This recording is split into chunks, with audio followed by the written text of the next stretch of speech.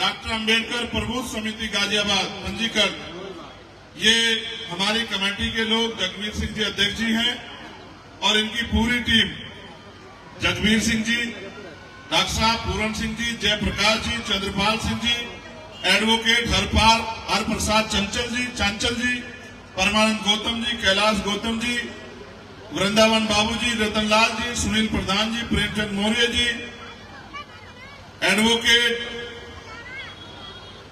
रामेती मौर्य जी, अतरपाल जी, Hukum Singh ji, Dharmpal master जी, खेमचंद जी, राजपाल जी, अनिल जी, रोहित कुमार,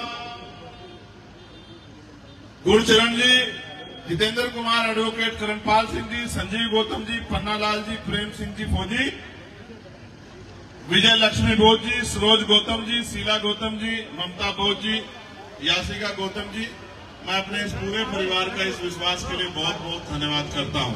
और जितने नेतागण हमारे यहाँ आजाद समाज पार्टी भीम आर्मी के काम कर रहे हैं, अपना समय दे रहे हैं, मेहनत कर रहे हैं, जिस तरह से उन्होंने इस लड़ाई को अपने कंधों पे उठाया है, मैं उन सब मेरी नैतिक जिम्मेदारी है।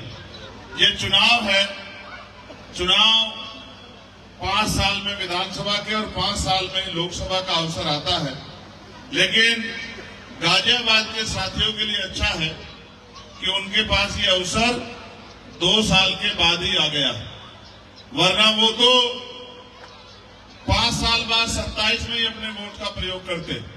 मैं पिछली बार भी जब पार्षदी का चुनाव था तो यहाँ आया था, यही पार्क था, आप तमाम लोगों ने मेरा स्वागत किया था, आशीर्वाद भी दिया, लेकिन वो आशीर्वाद पर्याप्त नहीं था। वो आशीर्वाद अगर पर्याप्त होता तो यहाँ पार्षद हमारा जीतता, और जब पार्षद हमारा जीतता तो मैं आपको बताता कि किस तरह से एक पार्षद के सहारे हम जो हैं इस क्षेत्र में काम करा के दिखाते, इस क्षेत्र की तस्वीर बदल के दिखाते। लेकिन जो कमी पिछली बार रह गई थी, ये आप समझिए कि आपको इस बार उसको पूरा करना। इसलिए मैं आपसे अपील करने के लिए आया हूं कि बाबा साहब अम्बेडकर ने अपने 4 बच्चों की कुर्बानी देकर हमें वोट हथियार के रूप में दिया है।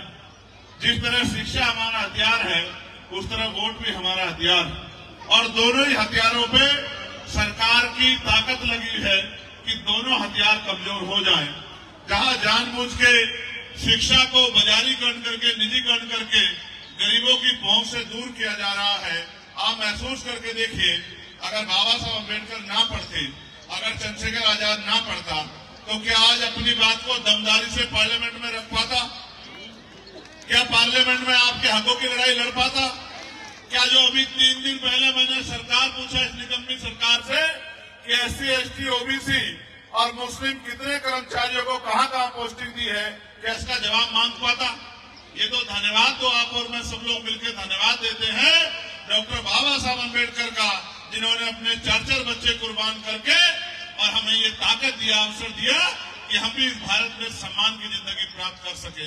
इसलिए मैं आपसे कहना चाहता हूं कि जहां एक तरफ शिक्षा को कमजोर करके हमसे हमारे सवाल करने के अधिकार को छीना जा रहा है, वहीं दूसरी तरफ नोट से वोट को खरीदकर, और पहले नोट रात के अंधेरे में बांटी जाती थी, चुनाव से 2 दिन पहले किसी बचौलिए के जरिए आता था आदमी कि भाई चुपचाप नोट ले लो और वोट हमको डाल देना। अब सरकार ऐसी स्कीम लाई है किसी बहन योजना के नाम पे, किसी भाई योजना के नाम पे, कि चुनाव से पहले 7-8 हजार रुपए गरीबों के खाते में डाल देते हैं। जो रोटी के लिए मोहताज है, उनके लिए 7-8 हजार रुपए बड़ी रकम होती है, और वो स्वाभिमानी लोग हैं, ईमानदार लोग हैं, ये सोचते हैं इन्होंने हमें 7-8 हजार रुपए दिए तो हम इनको वोट दे देते हैं, मगर वो ये भूल जाते हैं कि ये जो वोट आपको मिला है, ये बाबा साहब ने आपको गुलामी की बेड़ियां काटने के लिए दिया है। ये वोट आपको अपनी जिंदगी में बदलाव के लिए दिया है। अभी भाई रतपाल कह रहे थे कि यहाँ स्कूल नहीं है, यहाँ कॉलेज नहीं है, यहाँ हॉस्पिटल नहीं है। क्यों नहीं है? इस सवाल का जवाब आप अपने आप से पूछो। यहाँ इसलिए नहीं है क्योंकि यहाँ रहने वाले लोगों को वो आज भी इंसान नहीं मानते। जिनको वो इंसान मानते हैं उन बस्तियों में बढ़िया बढ़िया काम कराते हैं, वहाँ साफ सफाई होती है, वहाँ इज्जत की जिंदगी लोगों को मिल रही है, और आपके हिस्से में आज भी बेकदरी आ रही है। इसलिए मैं आपसे कहना चाहता हूँ कि ये वोट हमारा हथियार है, इसका प्रयोग इतनी समझदारी से होना चाहिए कि सांप भी मर जाए और लाठी भी ना टूटे। एक तरफ जहाँ हमें भारतीय जनता पार्टी को वोट की चोट से सबक सिखाना है, वही हमें अपनी ताकत भी बनानी है कि जिस तरह अकेला चंद्रशेखर आजाद, बताओ पार्लियामेंट में सबसे ज्यादा बोलता है नहीं बोलता है, बताओ।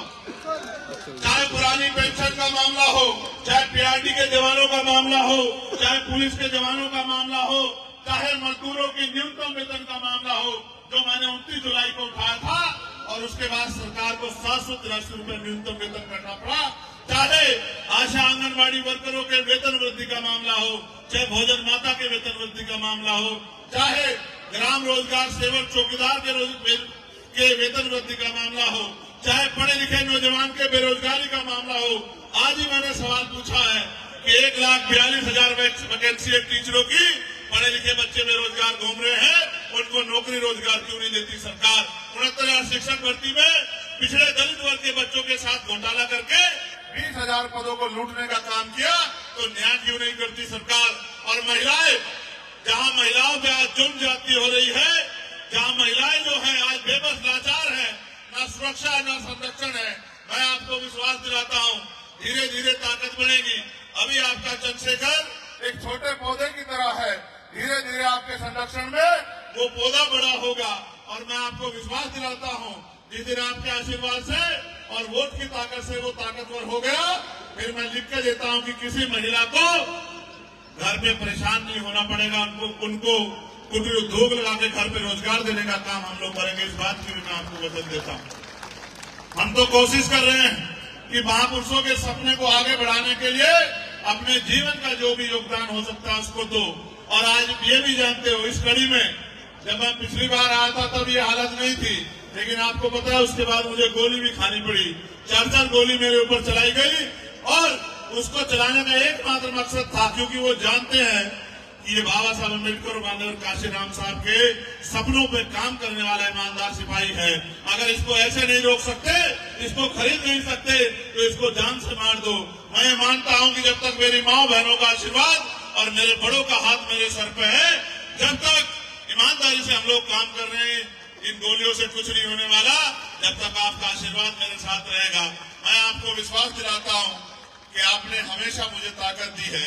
एक बार इस ताकत को और मजबूत कीजिए। यहाँ आप इतनी संख्या बल पे हैं, आप चाहे तो अपने आप अपना एमएलए बना सकते हैं। यहाँ और भी प्रत्याशी लड़ रहे हैं, सब अच्छे हैं, मैं किसी को बुरा नहीं कह रहा हूँ। मगर मैं आपसे पूछना चाहता हूँ, क्या चंद्रशेखर आजाद से ईमानदार आपके लिए काम करने वाला कोई आज है? हाथ उठा के बताओ, ईमानदार से है क्या? तो बताओ, क्या चंद्रशेखर आजाद को ताकत मिलनी चाहिए नहीं मिलनी चाहिए? बताओ, क्या एक जैसे लोकसभा में आपका मेंबर है, क्या विधानसभा में आपका मेंबर होना चाहिए नहीं होना चाहिए? जो इस निकम्मी सरकार से आंख मिला के सवाल पूछे। और मुझे बड़ी खुशी है कि पार्टी ने भाई सतपाल जी को यहाँ मौका दिया है कि पिछड़े वर्ग के लोग, दलित समाज के लोग और मुस्लिम समाज के लोग भाईचारा बना के अपनी समस्याओं का हल निकालने के लिए और अपने बच्चों के जो भविष्य का जो है की कामना करने के लिए, परिवर्तन के लिए इस बार जो है मिलजुल के भाईचारा बना के वोट की शक्ति का प्रयोग करेंगे। आज ज्यादा कुछ नहीं कहता, आपका आशीर्वाद हमें मुझे हमेशा मिलता रहा। और जिस तरह से ये प्रेम में आके मुझे देखने के लिए यहाँ नीचे बैठी हैं, मैं इन बहनों से कहना चाहता हूँ, वो बहुत दिन दूर नहीं आपसे वो दिन कि नीचे नहीं बैठना पड़ेगा। इतनी ताकत अर्जित करेंगे कि महिलाओं से बेहतर कुर्सी हमारी बहनों माओ के लिए लगा करेंगे। इस बात का भी मैं आपको विश्वास दिलाता हूँ। मेरे लिए तो आप भी सब कुछ हो, मेरे लिए तो मान सम्मान सब कुछ आप हो। मैं तो कोशिश कर रहा हूं कि आने वाली पीढ़ियां इस देश में गुलामी का जीवन ना जिए। इसलिए मैं आपसे अपील करता हूं और आपसे ये विश्वास भी करता हूं कि इस बार आप इस लड़ाई में जो पिछली बार कमी रह गई थी पार्षदी में, इस बार विधानसभा में उसको पूरी कर दोगे नहीं कर दोगे? बताओ, दोनों हाथ उठा के बताओ, करोगे नहीं करोगे पूरी? किसी की बातों में तो नहीं आओगे? ऐसा तो नहीं कोई पैसे वाला आके कहेगा कि छोड़ो चंद्रशेखर को, मानने दो उसको, आप हमारे साथ आ जाओ? तो ऐसा तो नहीं अपने बच्चे का हाथ छोड़ दोगे? पक्का करोगे मदद? बताओ फिर हमारा चुनाव निशान क्या है? बताओ। नहीं, बहुत कम आवाज, इससे ज्यादा तो मेरी अकेले की है। जोर से बताओ क्या निशान? नहीं, ये भी कम है। बताओ, तुम तक आवाज आ रही है क्या? जो वहां खड़े हैं, रुक जाओ, वो बताएंगे। तुम तक आवाज आ रही है क्या भाई? नीली शर्ट आ रही है? चलो अच्छा, जोर से बहने खड़ी बताओ, आवाज आ रही है क्या? बताओ सर जोर से, क्या है निशान? सिर्फ केतली बताने से काम नहीं चलेगा। आपको अगर वाकई में भरोसा है मेरे ऊपर, पहले बताओ भरोसा है या नहीं है, बताओ। जो 2 हाथ उठाएगा उसी की बात मानी जाएगी। पक्का भरोसा है? तो मेरी एक बात पे गौर कर लो, अगर वास्तविकता में भरोसा है तो फिर अकेला मत छोड़ो, फिर अपने आप काम करो। आपके जेब में फोन है, इस फोन का प्रयोग करो। आपके यहाँ रिश्तेदार रहते हैं, साथी रहते हैं, दोस्त रहते हैं, पार्टनर रहते हैं, आपके अड़ोसी पड़ोसी लोग रहते हैं। आपने वोट दे के सबको बनाया है। इस बार आपका नंबर है कि आप सबसे अपील करो कि इस बार आप हमें वोट दो। आप अपने घर से निकल के जिस तरह से आप अपना घर चलाने के लिए 8 घंटे मेहनत मजदूरी करते हैं, अपने बच्चों का पेट पालने के लिए और उनको अच्छी शिक्षा दिलाने के लिए, अच्छे कपड़े दिलाने के लिए, अच्छा पानी पिलाने के लिए, सम्मान के जीवन के लिए, तो इस लड़ाई में भी, सम्मान की लड़ाई में भी 1 घंटे 15-20 मिनट, आधे घंटे का योगदान करो। जिनका परिवार रिश्तेदारी यहाँ है वो फोन करो। माओ को स्पेशल कह रहा हूँ, बेटियों की शादी अगर इस विधानसभा में हुई हो तो उनको फोन करना, बेटों की शादी हुई तो उनको फोन करना। यहाँ आपकी बहन रहती हो, बच्चों की बुआ रहती हो, बच्चों की मासा रहते हो, सबको फोन करके एक ही बात कहनी है कि इस बार इधर उधर नहीं भटकना, इस बार अपने भाई को मजबूत करना, उसके हाथों में ताकत देनी है कि निकम्मी सरकारों से जो अधिकार इन्होंने हमारे छीन रखे हैं, वो हमारा भाई वो अधिकार हमें लाके हमारे घरों तक दे और हमें इज्जत सम्मान की जिंदगी मिले। मैं आपका धन्यवाद करता हूँ।